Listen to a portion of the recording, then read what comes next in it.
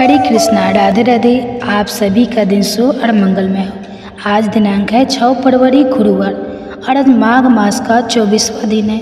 हर बार की तरह आज भी प्रस्तुत है आपके लिए बहुत ही सुंदर कथा और उसके बाद आप सुनेंगे माघ मास महात्म का आज का अध्ययन। एक बार चंपापुरी नाम का राज्य था जिसके राजा हंसध्वज जी थे।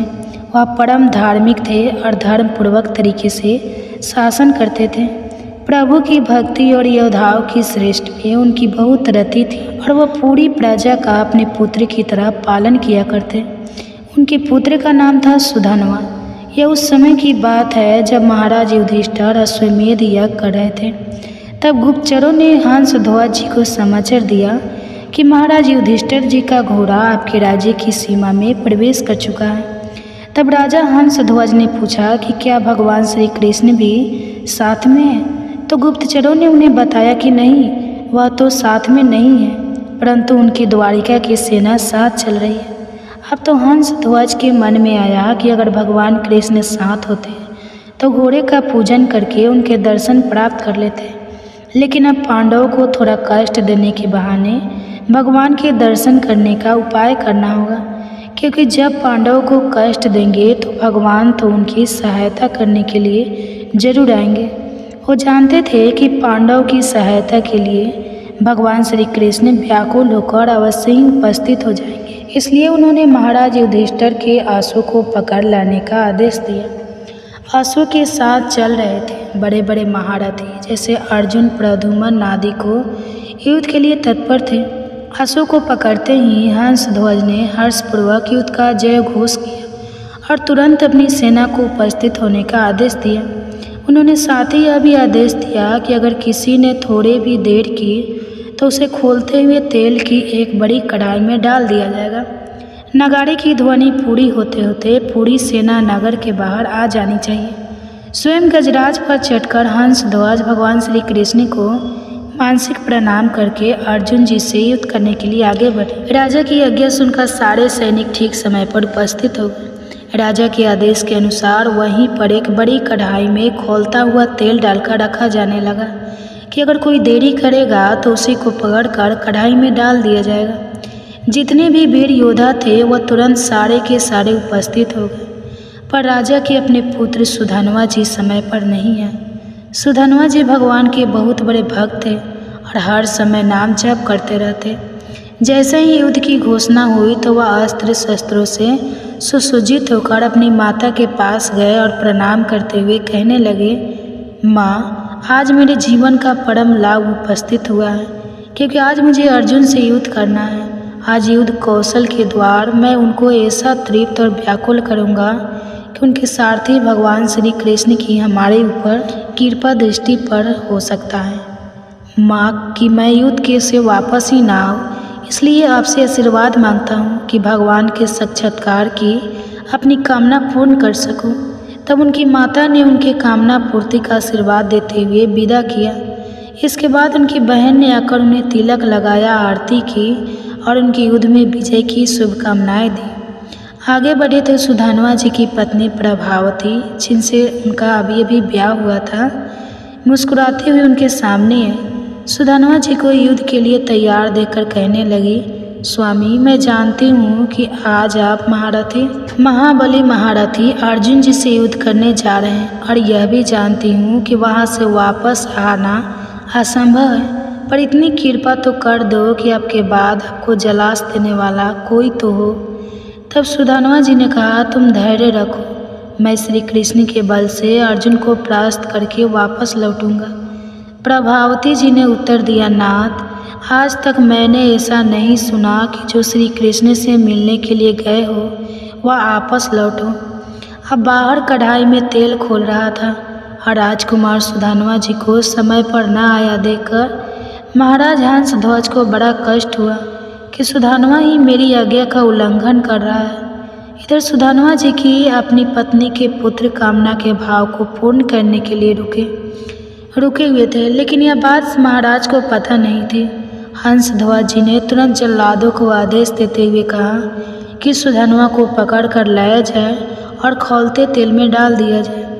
जैसे ही आज्ञा हुई सैनिक तुरंत गए और उधर सुधानवा जी स्नान आदि करके पवित्र होकर बाहर निकल रहे थे। तब सैनिकों ने सुधानवा जी से कहा कि महाराज का आदेश है कि आपको बंदी बनाकर ले जाया जाए और तेल में डाल दिया जाए, क्योंकि आपने विलम्ब किया है। तो उन्होंने उत्तर दिया कि पहले हमें महाराज के सामने पहुंचने दिया जाए। पिता के सामने जाकर सुधानवा जी ने उन्हें प्रणाम किया, लेकिन महाराज ने अपनी बात दोहराते हुए कहा कि हमारी आज्ञा के उल्लंघन का जो निर्णय है वही व्यवहार इनके साथ भी किया जाए। महाराज हंसध्वज के शंख और लिखित नाम के 2 आचार्य थे, जो सुधानवा जी के नाम जप और भक्ति से बहुत जलते थे। जब उनको अब अवसर मिला तो राजा के पूछने पर उन्होंने सुधानवा जी को आज्ञा के अनुसार खौलते तेल में डालकर मृत्यु दंड देने को कहा। साथ ही साथ चेतावनी दी कि महाराज पुत्र मोह में आकर अगर उन्होंने उनकी बात नहीं मानी तो वह उनका त्याग कर देंगे। मंत्रियों ने राजा को समझाने का प्रयास किया, पर राजा पुरोहित के विरुद्ध हंसध्वज जी नहीं जा सकते थे। सुधानवा जी अर्जुन को व्याकुल कर कृष्ण दर्शन की अपनी कामना पूर्ण होती देखकर ब्याह होने लगे। जैसे उन्हें कढ़ाई में डाला जाने लगा तो वह भगवान को पुकारा कर कहने लगे, हे गोविंद, मुझे मरने का दुख नहीं है, क्योंकि आज मैं मरने के लिए ही तो निकला था, पर मरने से पहले मैं तो आपके दर्शन पाना चाहता था। और अर्जुन के पक्ष से आप मेरी ओर कैसे देखते हैं कि मैं यह देखना चाहता था। अगर अर्जुन के बाणों से भेद जाता और आप सामने होते तो मुझे आनंद मिलता, पर यह क्या कायरों की तरह कढ़ाई में मृत्यु को प्राप्त हो जाऊंगा। हे प्रभु, मुझ पर कृपा करो और मेरी कामना पूर्ण करें। युद्ध स्थल में अर्जुन को व्याकुल करते हुए अपने बाणों से आपकी पूजा करते हुए मरने में ही मुझे संतोष मिलेगा। तब सुधानवा जी श्री कृष्ण नाम उच्चारण करने लगे और उन्हें खौलते तेल की कढ़ाई में डाल दिया गया। लेकिन काफ़ी देर खौलते तेल में रहने के बाद भी सुधानवा जी का तो एक रोम तक नहीं जला। उन्हें कुछ नहीं हुआ। सबको बड़ा आश्चर्य हुआ, क्योंकि सबके सामने तेल खोल रहा था, पर नाम का ऐसा चमत्कार था कि सुधानवा जी प्रसन्न मुद्रा में श्री कृष्ण जपते बैठे रहे। अब राज पुरोहित विचार करने लगे कि आग तो जल रही है, पर सुधानवा जी को कुछ नहीं हो रहा। तो उन्होंने एक नारियल को कढ़ाई में डलवाया, तो खोलते तेल से वह फटकर नारियल शंख और लिखित से सिर में आ लगा। तेल की गिरी हुई बूंदों से उनके मुख पर फफोले पड़ गए। इससे तो निश्चित हुआ कि सुधानवा जी श्री कृष्ण नाम के बल से जीवित हैं, और आग इसलिए उन्हें नहीं जला सकी। अब ये दोनों पुरोहित जो सुधानवा जी से जलते थे, शंख और लिखित सोचने लगे कि हम अपने शास्त्र ज्ञान के गर्व में भगवान की भक्ति का तिरस्कार करते थे।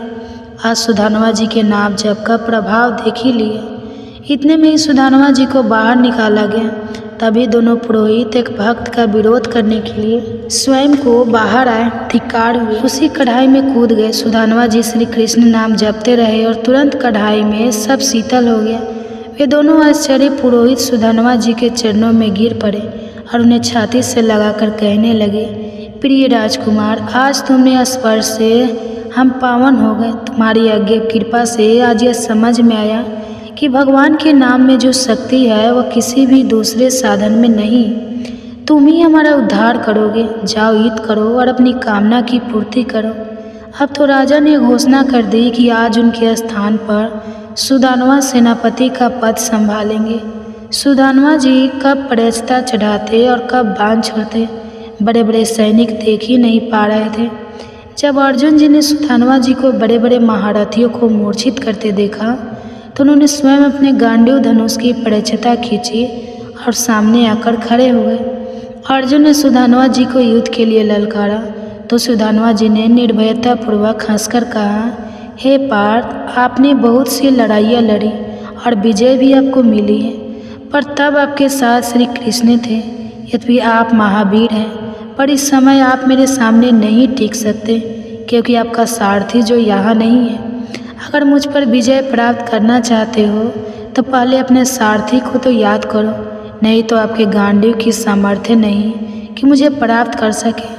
अब एक बालक के मुख से चुनौती सुनकर अर्जुन ने क्रोधित होकर उन पर बाणों की भीषण वर्षा कर दी। सुदानवा जी ने उनके हर बाण को काट दिया और अर्जुन की ध्वजा परिचेता और गांडीव तक पर अप्रभाव किया। साथ ही साथ अर्जुन उन्होंने सारथी को भी घायल कर दिया। अब बिना ध्वज का रथ और बिना परछता का धनुष दे अर्जुन आश्रम में पड़ गया और भगवान कृष्ण को याद करने लगे। यही तो सुदानवा चाहते थे। सुदानवा जी ने उपवास करते हुए कहा, आप मुझे बालक कह रहे थे, पर मैं चाहूँ तो आपके बाणों से घायल करके ऐसी दशा में पहुँचा दूँ जो आप जैसे वीर पुरुषों को शोभा नहीं देती। अभी अवसर है, आप अपने सारथी को याद कीजिए और यहाँ बुला लीजिए। जैसे ही अर्जुन ने स्मरण किया, भगवान श्री कृष्ण वहाँ पहुँच गए।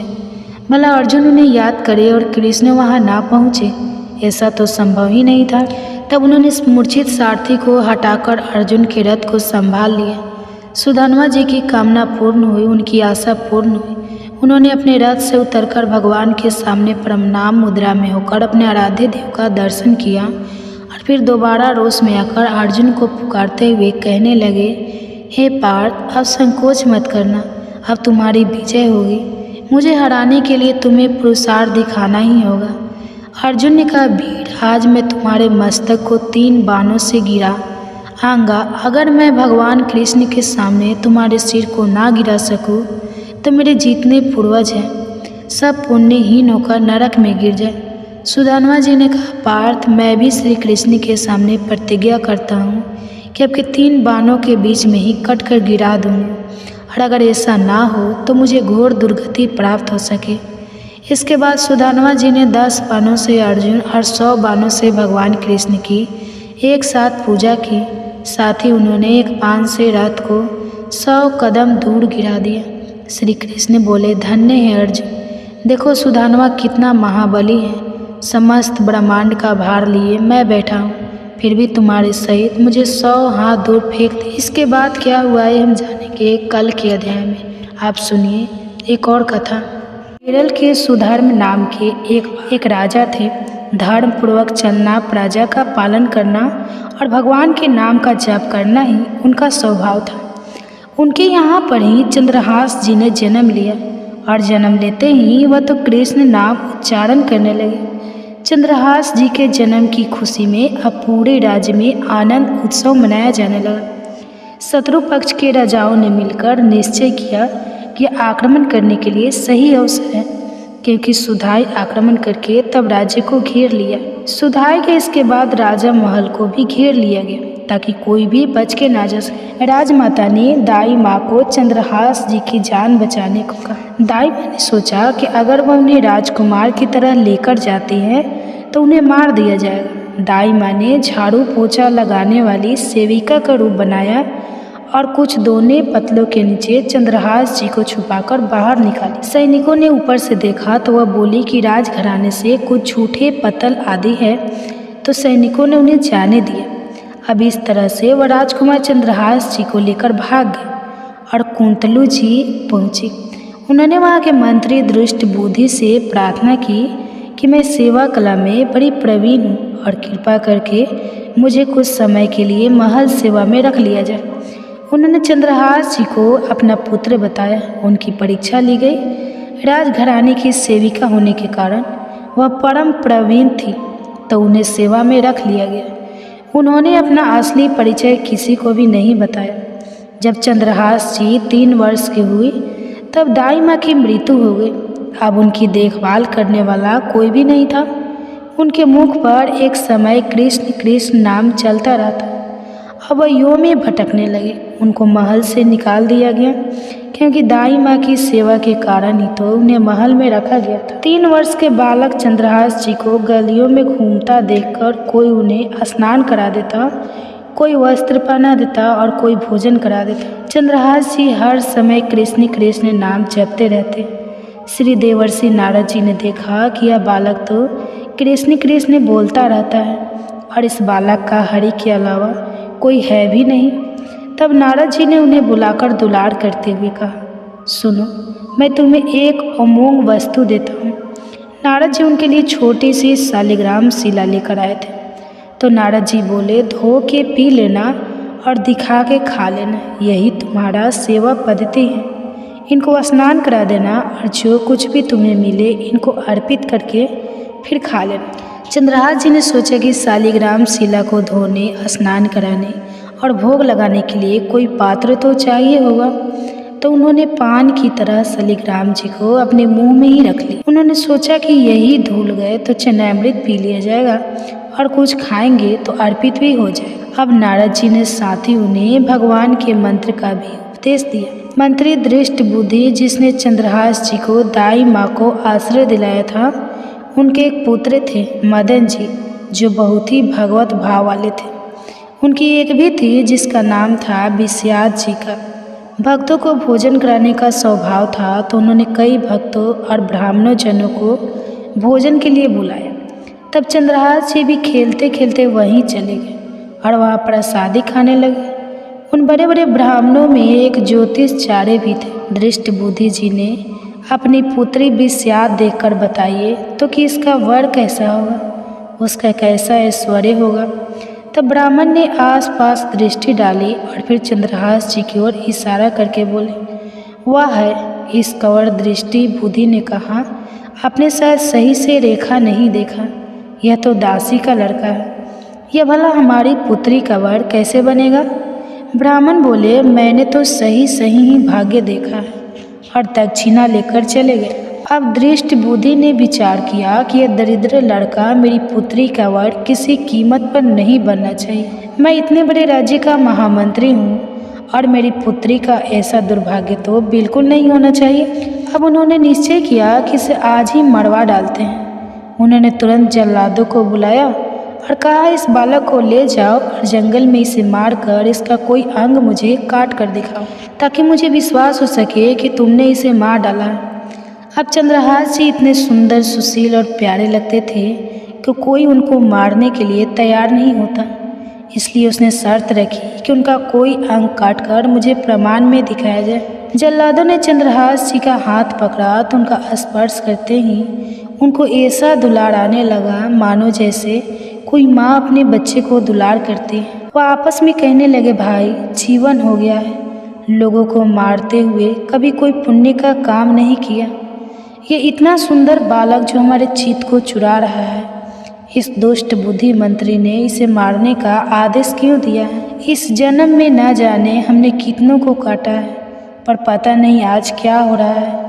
मेरे हृदय में ऐसी हिम्मत ही नहीं हो रही कि मैं इस बालक को मार सकूं। दूसरे ने कहा, अगर तुम उसको नहीं मारोगे तो तुम मारे जाओगे, कुछ न कुछ तो तुम्हें करना ही पड़ेगा। अब जल्लाद चंद्रहास जी को एकांत जंगल में ले गए और कहा, क्या तुम जानते हो कि हम तुम्हें यह किस लिए लाए हैं? चंद्रहास जी की 5 वर्ष की आयु थी।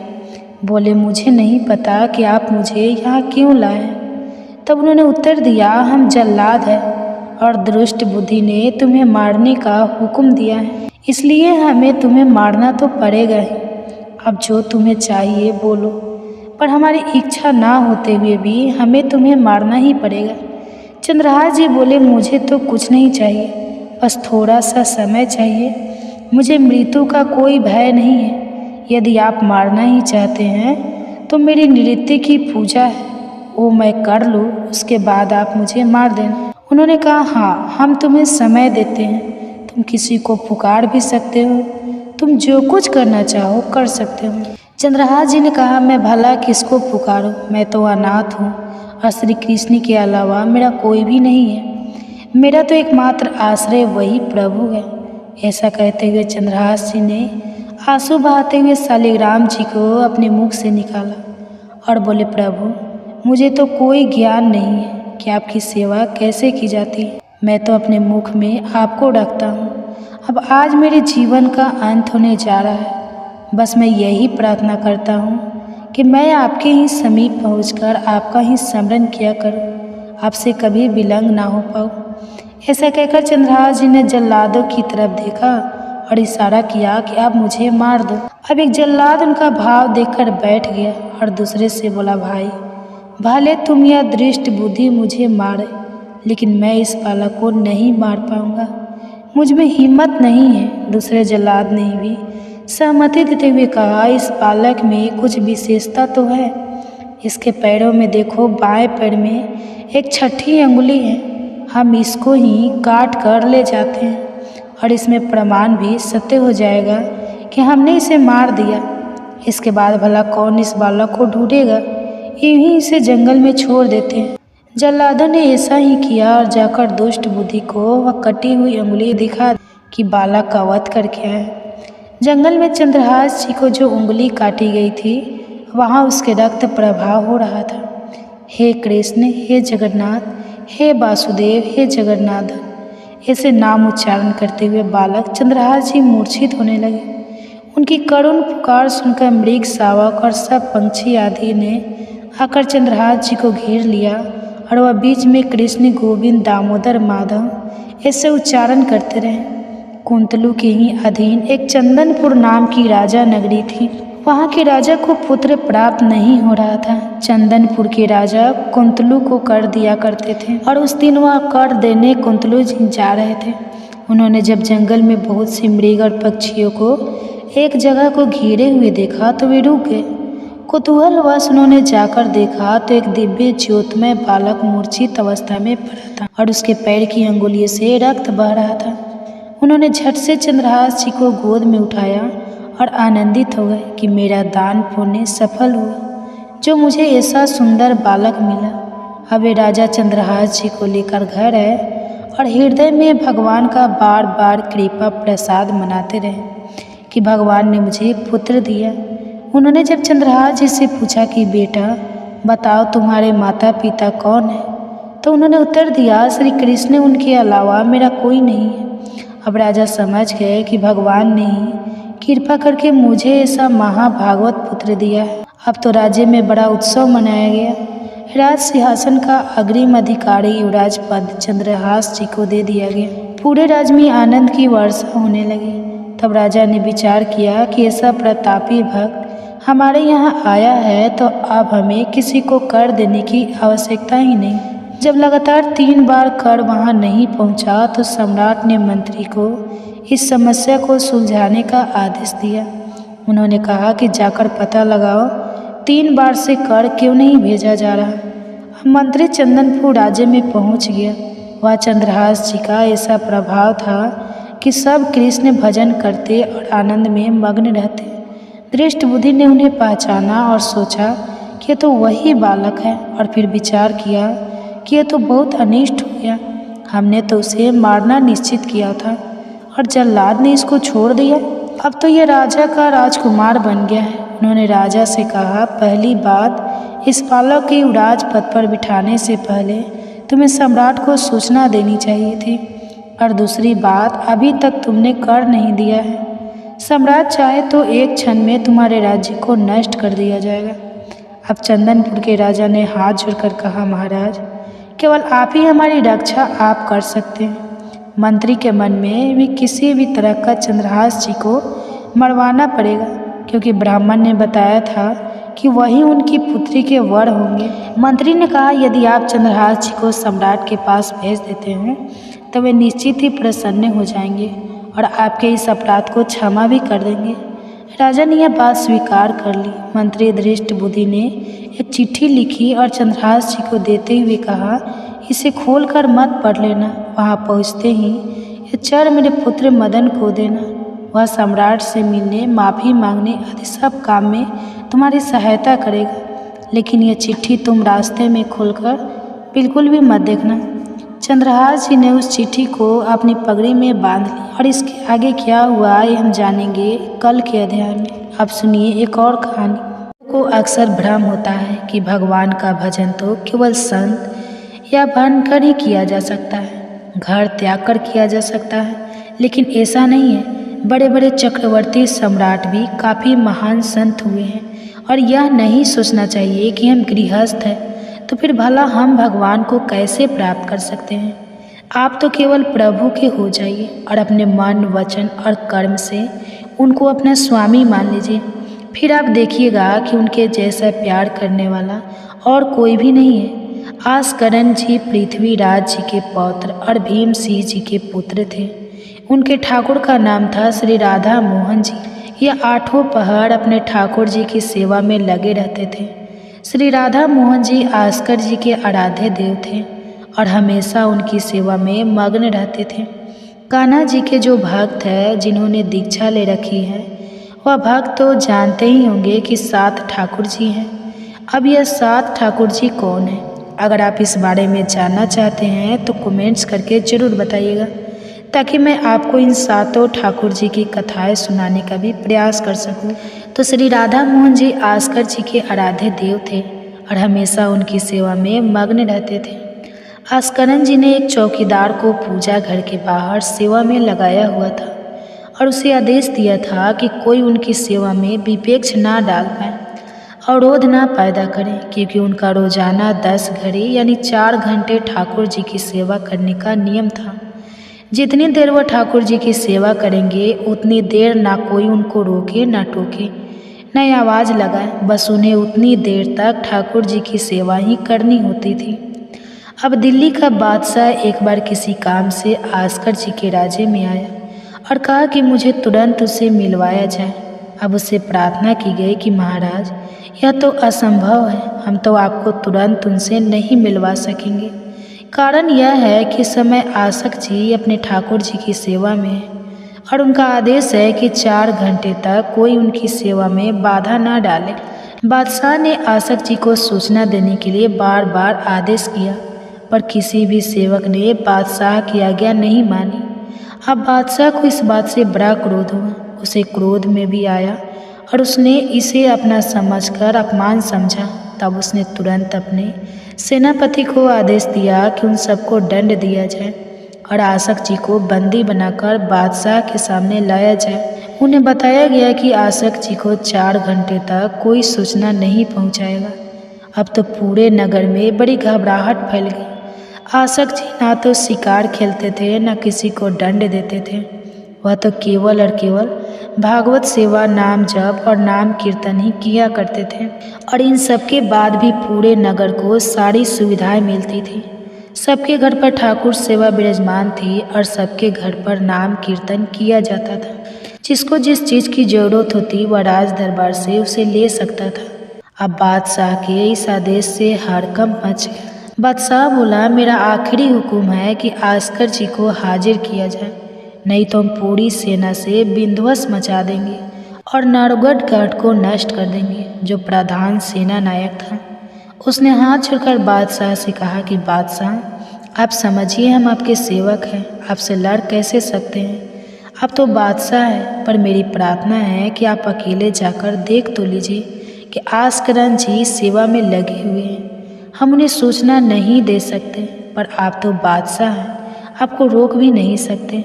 एक काम कीजिए कि आप खुद जाकर बात कर लीजिए। बादशाह को लगा कि बात सही है, क्योंकि यह हमारे ही अनुकूल राज है, कोई दुश्मन तो है नहीं। तब बादशाह ने स्वयं अंदर जाकर देखा तो आस्कर जी की सारी सेवा हो चुकी थी।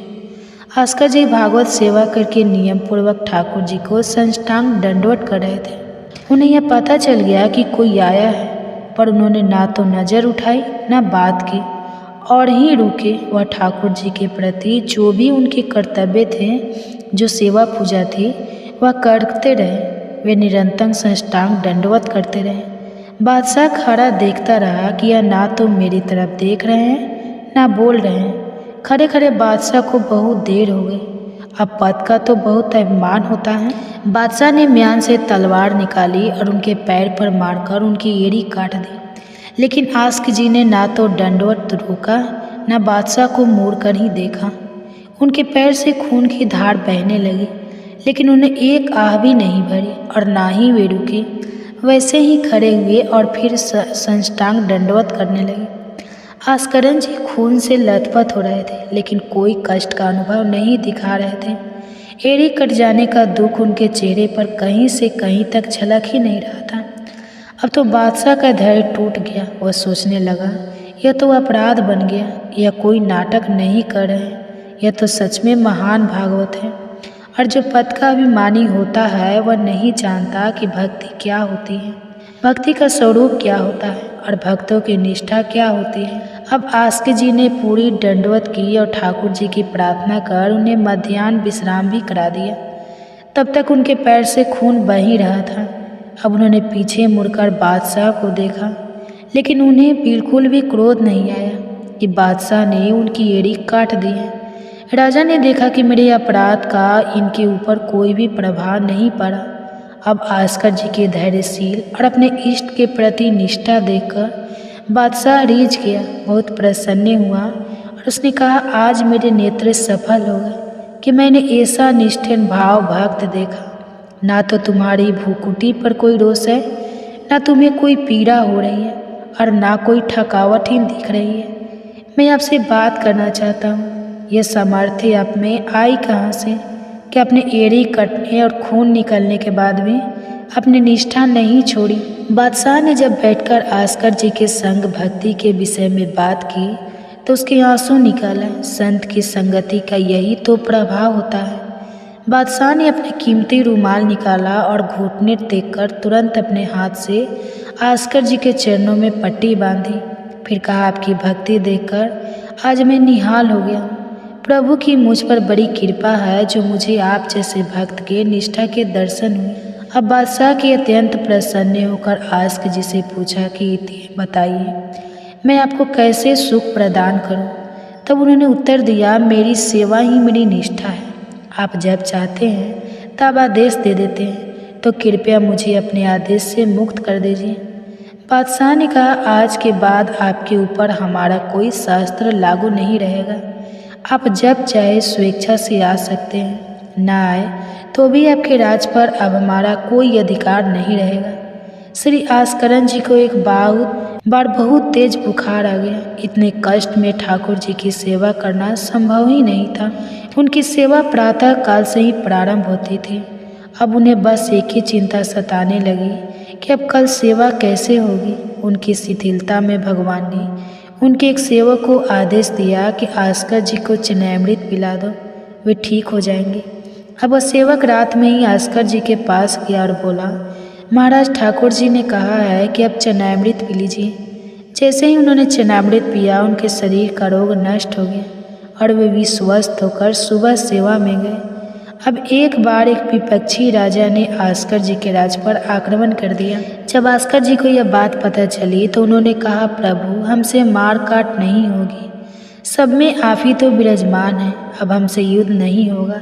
इसलिए या तो मुझे राजपाट से हटाओ या फिर मुझे कहीं एकांत में ले चलो जहाँ मैं आपके लिए रो सकूं और तड़प सकूं, लेकिन यह तलवार उठाना अब मुझसे नहीं होगा।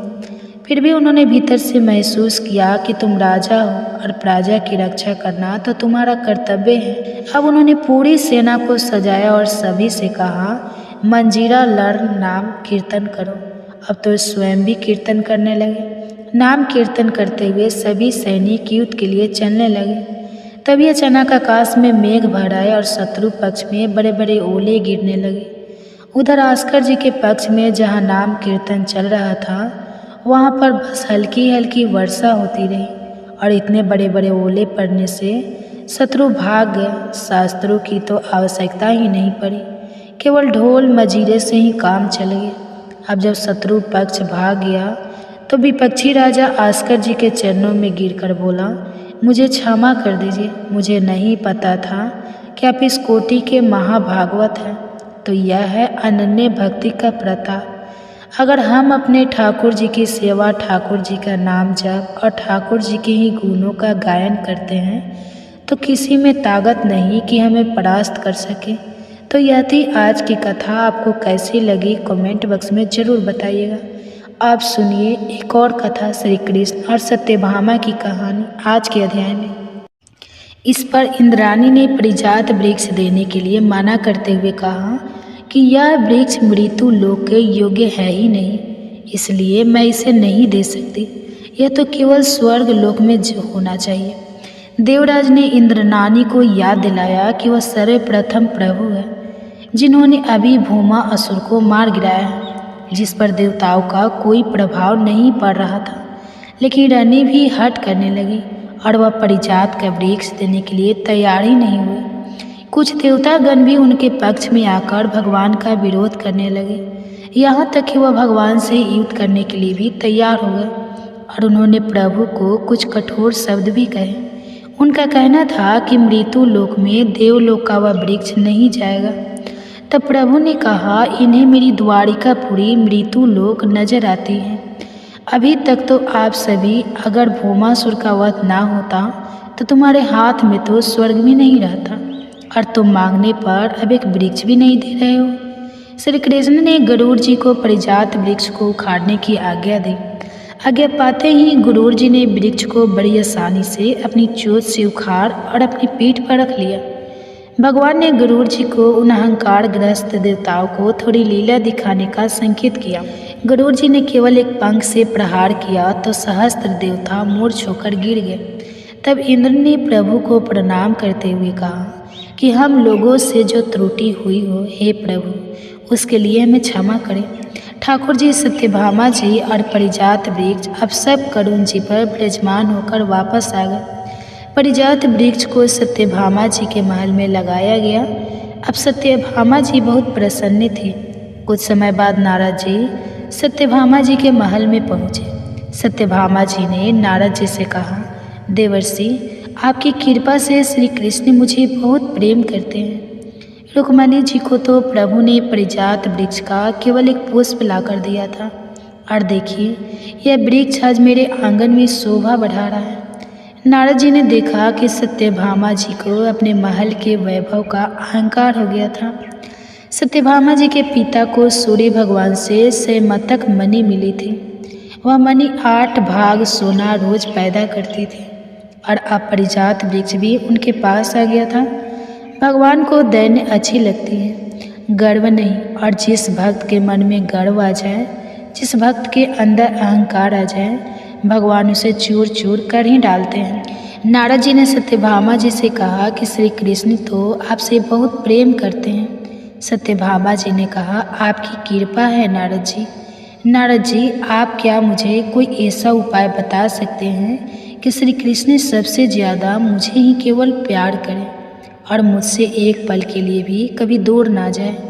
नारद जी ने कहा, देवी, अगर किसी भी प्रिय वस्तु को दान कर दिया जाए तो वह बहुत लंबे समय के लिए प्राप्त हो जाती है।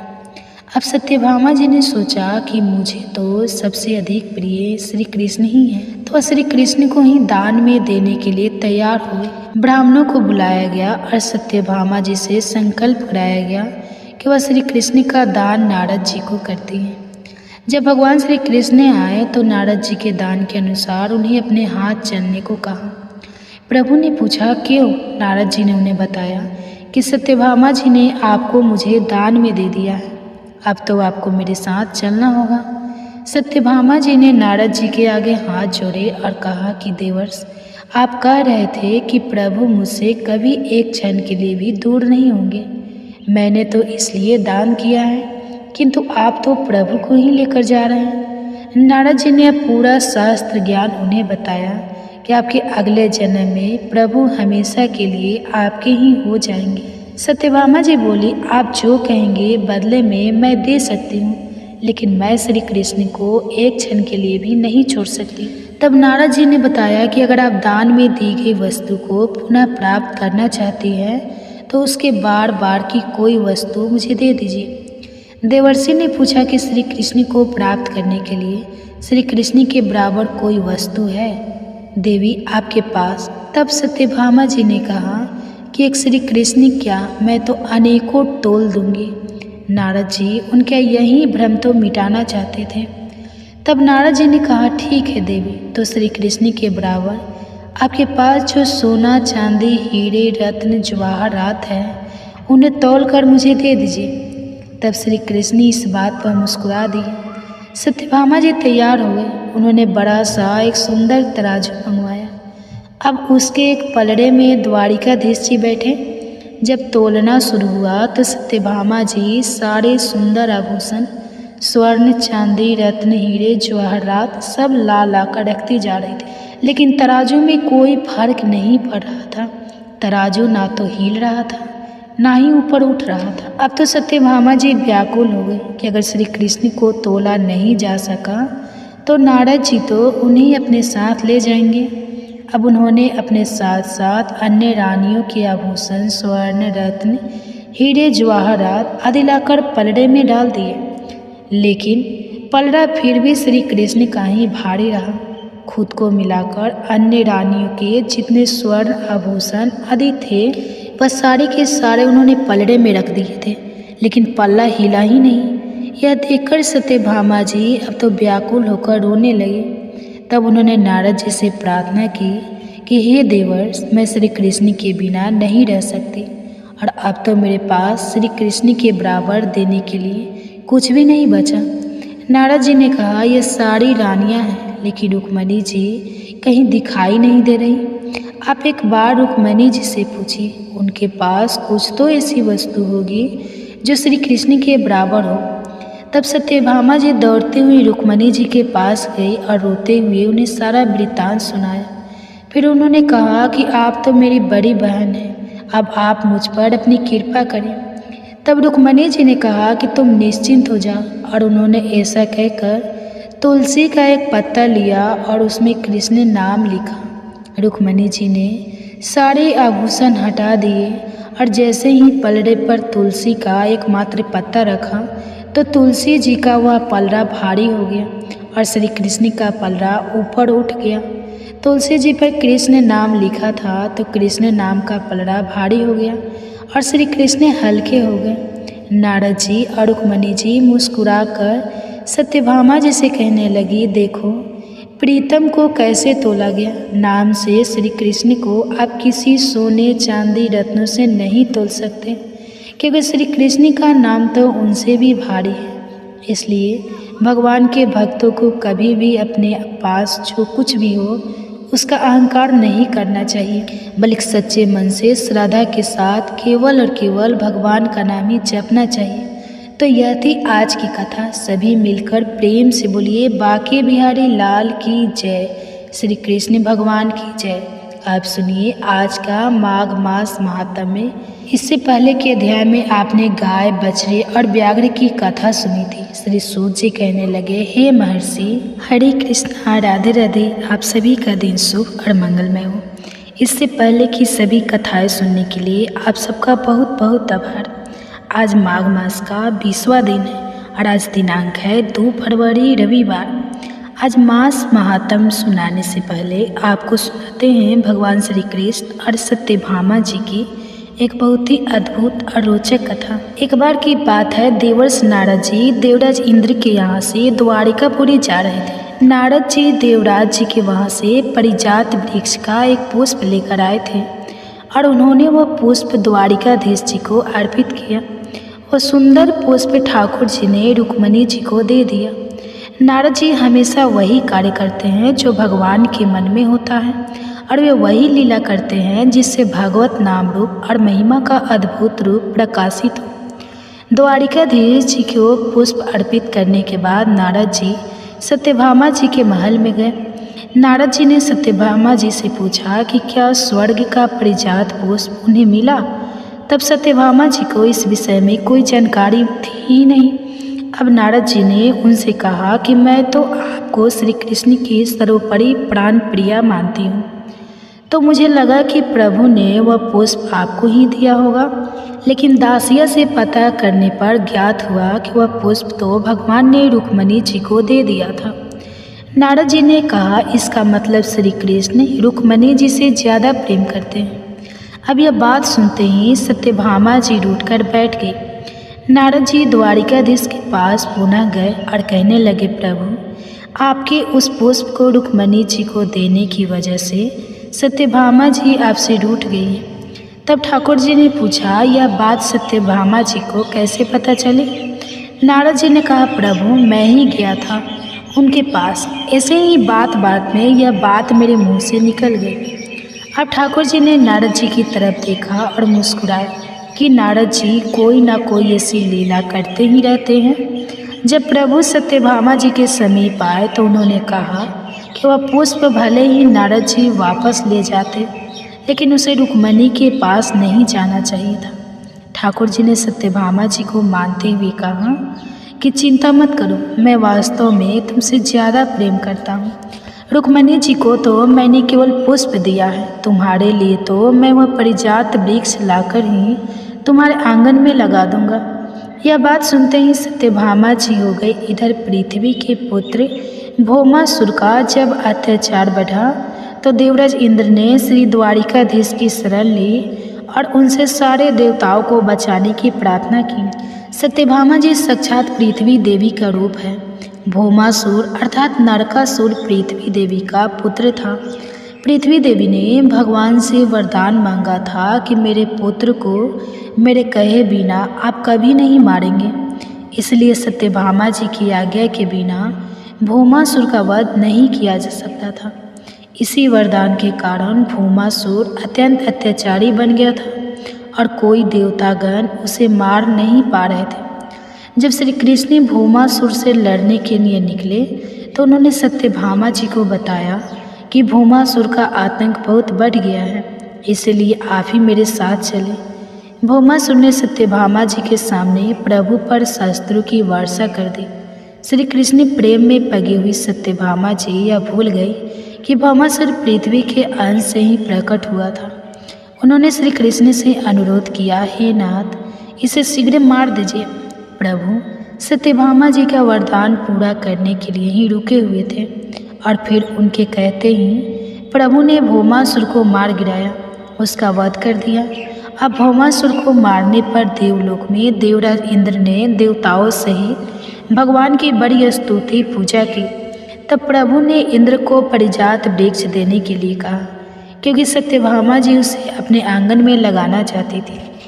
श्री सूत जी कहते हैं, पूर्व काल में एक सवाऊ कुल को आनंदित करने वाले रुद्रसेन नाम से प्रसिद्ध एक राजा थे। सब गुणों से संपन्न कांतिपुर उनकी राजधानी थी और उनकी परंपरा धर्मपत्नी का नाम था प्रज्ञावती। राजा वैशाख मास की पूर्णिमा को सदैव रानी प्रज्ञावती के साथ थोड़ी सी सेना लेकर चमत्कारपुर के क्षेत्र में भगवान महाकाल का दर्शन करने के लिए जाते और भगवान महादेव के आगे अपनी पत्नी सहित श्रद्धापूर्वक बैठकर रात्रि में जागरण करते थे। उपवास करके महादेव जी का चिंतन करते हुए रात बिताते थे। फिर प्रातः काल उठकर स्नान करके धुले हुए वस्त्र पहनकर पवित्र होकर ब्राह्मणों और तपस्वी जनों को दान किया करते थे। साथ ही अन्य सहस्त्र दिनों अंधों और कंगालों अभिभूत होने लगा और शत्रु अपने आप ही नष्ट होने लगे। एक समय उसी अवसर पर जब राजा हाटकेश्वर क्षेत्र में आए तब उन्होंने देखा कि महाकाल देव के सामने अनेक देशों और दिशाओं से श्रेष्ठ ब्राह्मण भी वहां पधारे हुए हैं। वे सब वेद पाठ में तत्पर है और परस्पर देवों, ऋषि, मुनियों और प्राचीन राजस्व की कथा व्रता कर रहे थे। राजा ने क्रमशः उन सबको प्रणाम कर स्वयं भी उनसे अभिनंदन होकर एक और आसन ग्रहण किया। कथा समाप्त होने पर मुनीश्वर ने पूछा, हे राजन, तुम प्रतिवर्ष वैशाखी पूर्णिमा को दूर देश से यहाँ आकर केवल रात में महादेव जी के सामने जागरण करते हो। तीर्थ में जो स्नान, दान आदि अन्य क्रियाएं बताई गई हैं, उन सबको छोड़कर पहले तुम इस जागरण कार्य की ओर ही ध्यान देते हो। अतः इसका फल क्या है, तो हम लोगों से बताओ। तब राजा ने कहा, हे विप्र, आप लोगों ने जो कुछ पूछा वह यद्यपि गोपनीय रहस्य की बात है, फिर भी मैं आपसे अवश्य ही कहूँगा। प्राचीन काल की बात है, मैं वैदेश नगर के वैश्य कुल में उत्पन्न हुआ था। मेरे पास उस समय धन का सर्वथा अभाव था। मेरे भाई बंधु पग पग पर मेरा निरादर करते थे और अंत में उन्होंने मुझे ही त्याग दिया। तब मैं अपनी पत्नी को साथ लेकर परदेश को चल दिया। सर्वराष्ट्र देश को धन धान्य से संपन्न सुनकर मन में उसका ध्यान करते हुए चला और रास्ते में भिक्षा का अन्न भोजन करता हुआ मैं क्रमशः आगे बढ़ते बढ़ते अनंत देश में चमत्कारपुर के समीप आ पहुँचा। वहाँ मैंने स्वच्छ जल से भरा हुआ एक सरोवर देखा और थकावट से बहुत कष्ट तो मैं पा ही रहा था। वहाँ पहुंचकर मैंने उस सरोवर के शीतल जल से स्नान किया। उसके बाद मेरी पत्नी मुझसे कहने लगी, हे नाथ, इस जलाशय से कुछ कमल संग्रह कर लीजिए जिससे आज का भोजन चले। यह पास ही इंद्रपुरी के समान मनोहर नगर दिखाई देता है, वहाँ चलकर इन कमलों को बेच लेना चाहिए। तब मैंने बेचने के लिए बहुत सारे कमल इकट्ठे कर लिए और चमत्कारपुर में आकर सब और घूमा, किंतु कोई भी मनुष्य उन कमलों को खरीदता ही नहीं था। भूख के मारे मैं दुर्बल हो रहा था, मेरा गला सूख गया था। उस समय सूर्यास्त हो गया। तब मैं वैराग्य भाव को प्राप्त होकर पत्नी के साथ एक टूटे फूटे मंदिर में गया और उन कमलों को पृथ्वी